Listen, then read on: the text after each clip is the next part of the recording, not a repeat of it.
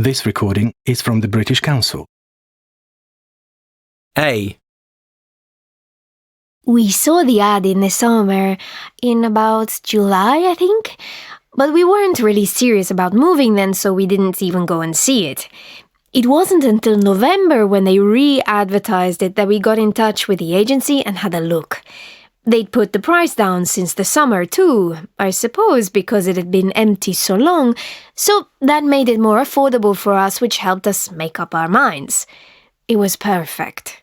A bigger garden for the kids and enough space for an office.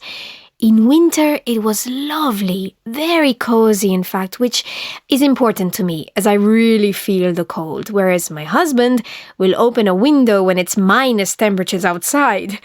Anyway, in July, when summer really started and we had that heat wave, we understood why no one had wanted to rent it over summer. It was boiling.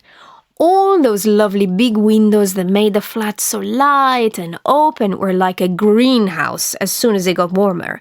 From about 8 in the morning until 7 in the evening, it was like living in a sauna. We couldn't stand being at home, and weekends were especially bad. No air conditioning, of course.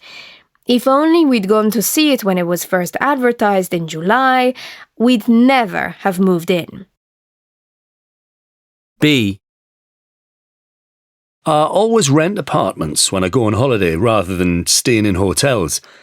Hotels are so impersonal, aren't they? This way, you get to feel like you really live in the place you're visiting. It's the first time I've done it the other way around though and rented out my place, but it seemed like a good way of making some extra money. The website is really easy to use and they only charge 5% commission, which is lower than a lot of the other holiday rental sites. It's all about the photos and the reviews. Get the photos right and the place can look really upmarket and spacious, but you don't want to make it look too much better than it really is, or you end up with a bad review. It's better to undersell and over-deliver, so guests are pleasantly surprised and leave an extra positive review. So far, I'm averaging 3 stars because of one bad review that brought my average down from 4.5 stars, but hopefully I'll get it back up during the busy season. C. Buying a house seems so far out of my reach, it's almost impossible, as it is for loads of people my age these days. My parents always told me renting was throwing money away, but it was different in their day. Then people could afford to buy a house on a normal salary, but nowadays house prices are so high and no bank will look at you unless you've got a huge deposit. The problem with my dream of buying is that it's never going to come true, not unless my parents help me out. But I got 2 sisters and we're all in the same position. At least they've both got good jobs. Not good enough to buy a house, but at least they can afford to rent places of their own in nice areas.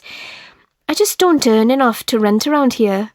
Even if I get promoted to manager, it'll be tough to find somewhere unless I share, and call me fussy, but there aren't that many people I want to share a bathroom and kitchen with.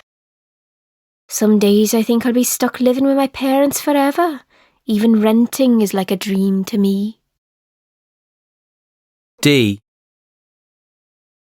At first our landlord was really helpful. Couldn't do enough for us. You hear stories of nightmare landlords and we felt like we were really lucky. Or so we thought anyway. He redecorated the whole place from top to bottom and let us keep all the bills in his name so we didn't have the bother of contacting all the companies ourselves.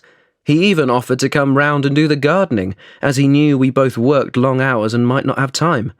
That's where the problems started, now I look back. Then he'd pop round just to check everything's okay for you.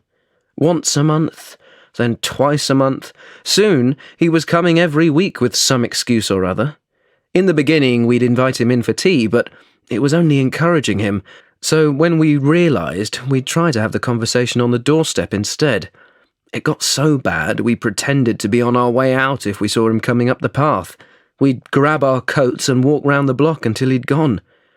I don't know if he was just lonely or just didn't trust us not to ruin his precious house. In the end, we gave our notice and found somewhere else. It's a shame because we really loved that house. but at least it's more peaceful in the new place. This recording is from the British Council. To find more activities to practice your English, visit www.britishcouncil.org/learn English.